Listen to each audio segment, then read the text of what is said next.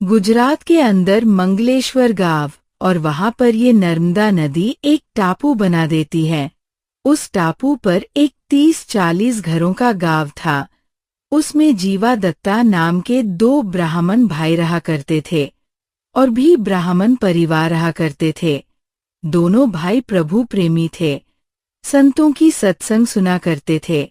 जहां भी वह जाते थे, ये बताया करता था कि गुरु के बिना मोक्ष नहीं हो सकता और गुरु पूरा हो।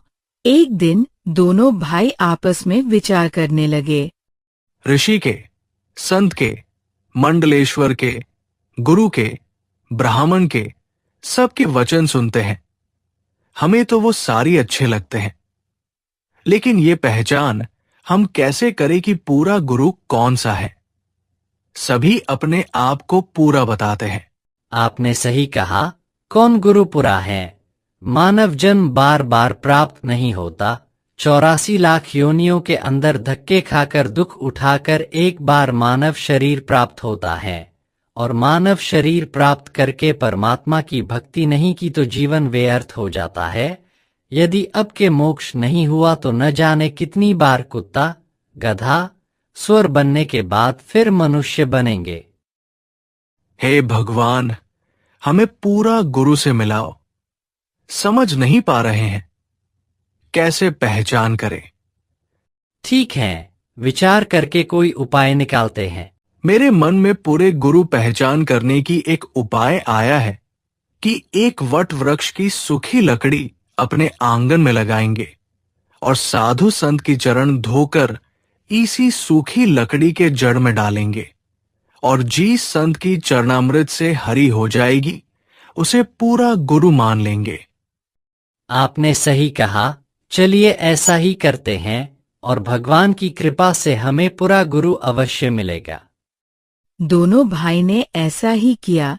वट वृक्ष की एक सूखी लकड़ी लाई और आंगन में लगा दिए और साधु संत की चरणामृत लेने के लिए घर से निकल गए और एक संत के पास जाकर सत्संग सुना और चरणामृत के लिए प्रार्थना करते हुए कहा, महाराज, आपका ज्ञान हमें बहुत अच्छा लगा। थोड़ा चरणामृत दे देते तो हमारा जीवन सफल हो जाता। ठीक है, ले लो चरणामृत। ये सुनकर दोनों भाई ने संत की चरणामृत अपने पात्र में लेकर घर वापस आया और सूखी लकड़ी के जड़ में डालने लगा, लेकिन कोई परिवर्तन नहीं हुआ। ये देखकर दोनों भाई बहुत उदास हुए। इसी तरह साधु संत के पास जाते और चरणामृत लेकर आते और सूखी लकड़ी के जड़ में डालते। कई बार साधु संत को अपने घर पर ही बुला लेते, आहार कराते और चरण धोकर लकड़ी में डालते, लेकिन कुछ नहीं हुआ। ऐसे कई वर्ष बीत गए। एक दिन दोनों भाई आपस में विचार करने लगे। हे परमात्मा, हे मालिक, पूरा गुरु कोई नहीं है, क्योंकि हमारी सूखी लकड़ी हरी हुई नहीं। इन सभी की चरणामृत से और पूरे गुरु के बिना ये मानुष जन्म व्यर्थ हो जाएगा।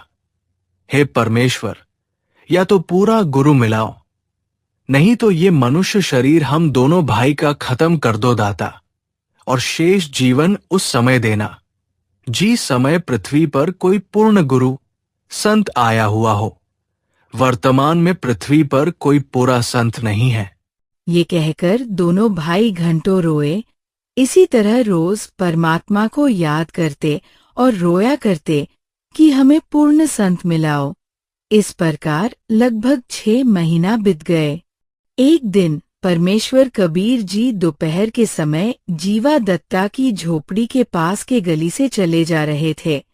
जीवा बाहर आया और देखा कि एक संत आ रहा है।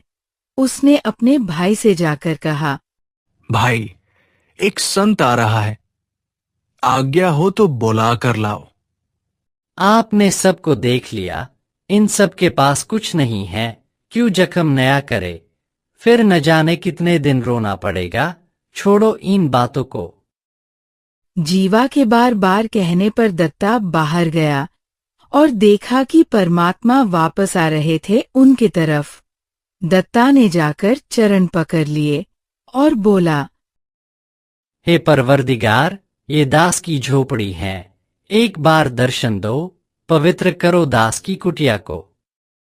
ठीक है भाई, चलो चलते हैं।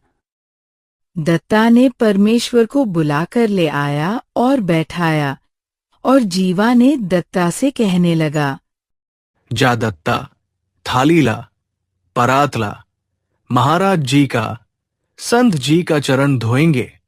संत तो भगवान का ही रूप होता है, जल्दी जा।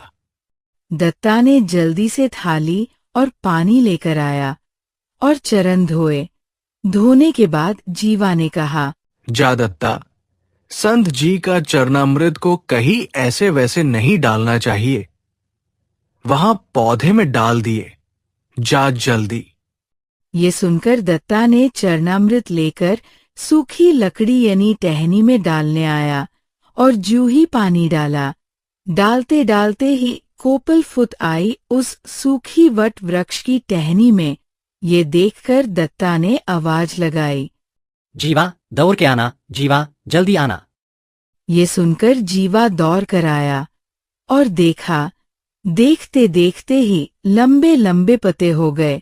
दत्ता ने कहा, देखो, आज भगवान आ गए, हमें भगवान मिल गया, जिसकी चाह थी वो मिल गई हमारे को। दोनों भाई जाकर परमेश्वर कबीर जी के एक एक पैर पकड़ लिए और परमात्मा की मुख की तरफ देखकर रोने लगे और रोते रोते कहा, हे परमात्मा, हे भगवान, आप कहाँ छुपे थे? हमने सोच लिया था कि ये जीवन बर्बाद होगा और यही प्रार्थना करते थे कि ये मानव जीवन खत्म कर दे दाता, और उस समय शेष जीवन देना जब पृथ्वी पर कोई परम संत आया हुआ हो। वर्तमान में पृथ्वी पर कोई पूर्ण संत नहीं रहा। बच्चा, यदि पृथ्वी पर संत नहीं होगा तो इसमें आग लग जाएगी, यहाँ रह नहीं सकता प्राणी। संत एक आध और भगत रखता हो या स्वयं आता हो, जिससे पृथ्वी पर संतुलन बना रहता है, नहीं तो दुनिया आपस में कट के मर जाएगी। हे परमात्मा, हमने आपका बहुत इंतजार करी। 6 महीने में आप नहीं आते तो हम मर जाते, क्योंकि हम सुख के कांटा हो गए थे।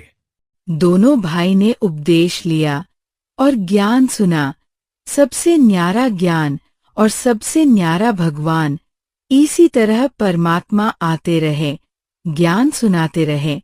कुछ दिनों में वह दोनों भाई ज्ञान से परिपक्व हो गए।